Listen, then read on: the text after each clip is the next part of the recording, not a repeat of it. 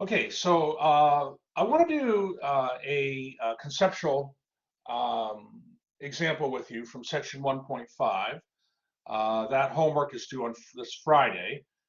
So let me give you a moment to copy this example down.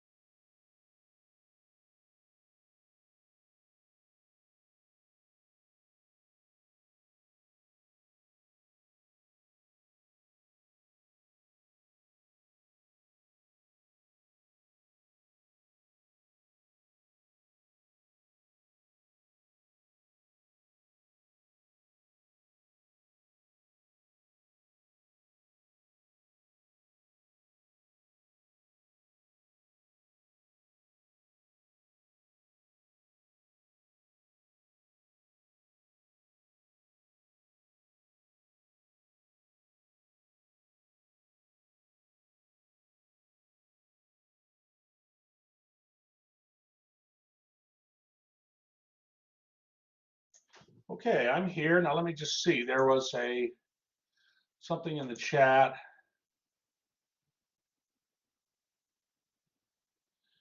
Uh, yeah, the grades questions. Just Mikhail had a question about grades. So the grades for my math lab will be, of course, the homework grades are there in my math lab. But what I'm going to do is after every exam, I'm going to update, I'm going to give you your overall current grade and put them on in Blackboard. Okay, so I mean, officially, your course grade will be in a Blackboard, and I'll get the grades set up after the first exam's done. Good question, good question. Okay, so let's take a look at this example here. We have all right, you're welcome, you're welcome. We have let's suppose the matrix A is a 3 by 3 matrix. Okay, let me just change my font here. Okay, let's suppose our matrix A is a 3 by 3 matrix and a vector Y is an R cubed, such that the matrix equation AX equals Y does not have a solution. Okay, so that equation does not have a solution.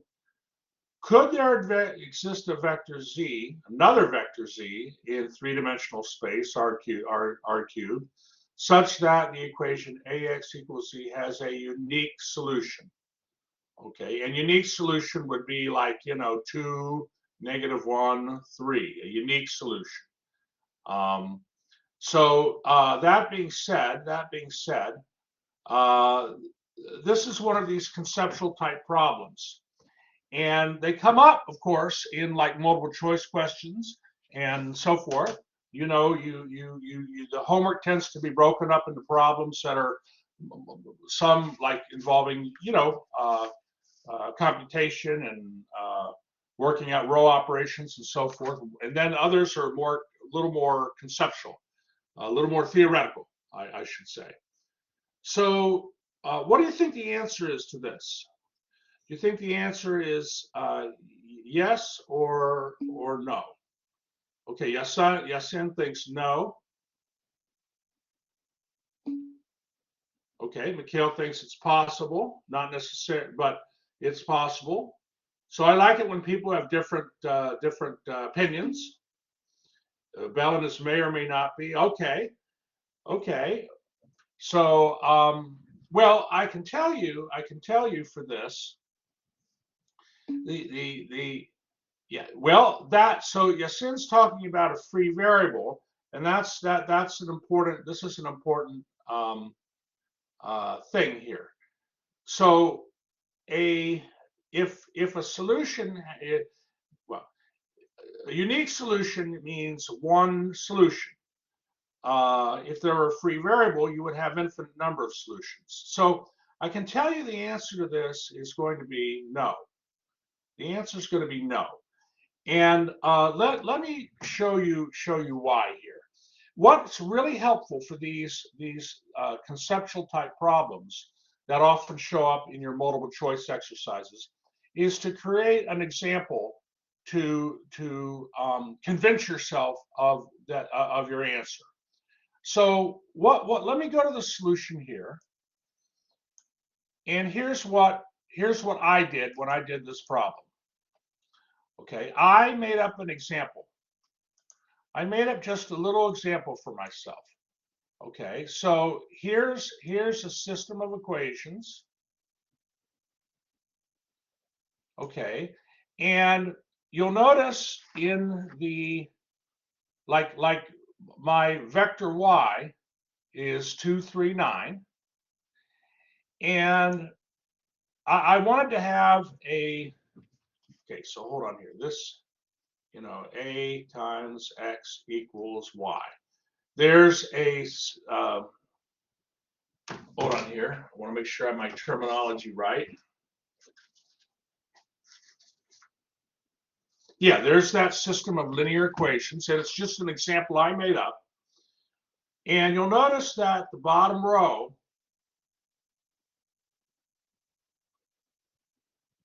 is 0x1 plus 0x2 plus 0x3 equals 9. So this system here has no solution, right? No solution. All right. Now what we want to know is, could, if I were to change the vector y, okay, if I were to change the vector y here to some other vector in R3, could that system have a unique solution? And the answer is no. The answer is no. So I'm going to justify why on the next page, but it's helpful to recognize that in the matrix A, there in the last row, there are no pivots here. There are no pivots in this last row. Okay, no pivots in the last row, the matrix of A. So let me ask you this. For, okay, like for this last row here, we have a 9, right? We have a 9 there. And so the equation reads 0x1 plus 0x2 plus 0x3 equals 9. Now, if we were to change the 9 to a different number, okay, so that we had a new vector z such that ax equals z had a solution, what number would have to go there in the equation? That's right, Belen, a 0. I mean, only we're not changing the matrix A. We're just trying to change the vector, okay, that constant vector. And in order for there to be a solution to the system of equations, that 9, the only thing we can do is change it to a 0.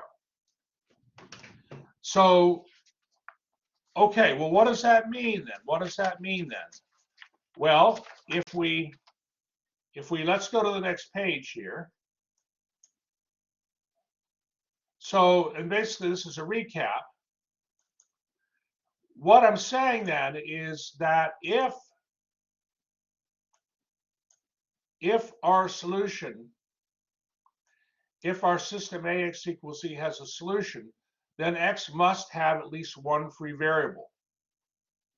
Okay, so what I've done here is I'm writing my vector z as having components Z1, Z2, and then 0 in the last entry, which it has to have in order for us to have a consistent system, a system that has a solution. But this means then that you're going to have a free variable. And so the solution X, whatever it would be, could not be unique because you have a free variable. So sometimes these problems that are these conceptual problems that you see, particularly in multiple choice problems, it helps to sort of create an example. In this case, we have an example that proves that there's no way we could have a vector z that where the equate matrix equation AX equals Z would have a unique solution.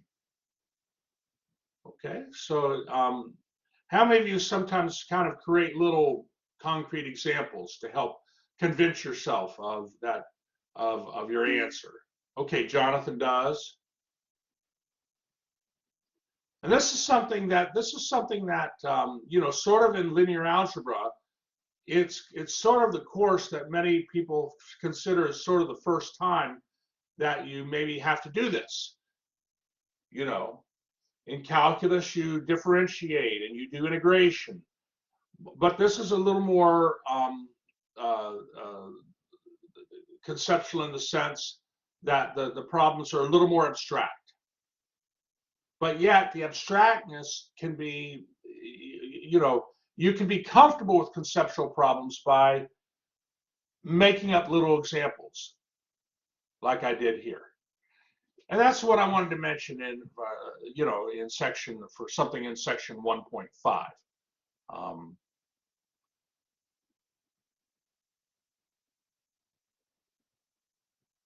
Are there any questions at all on this problem?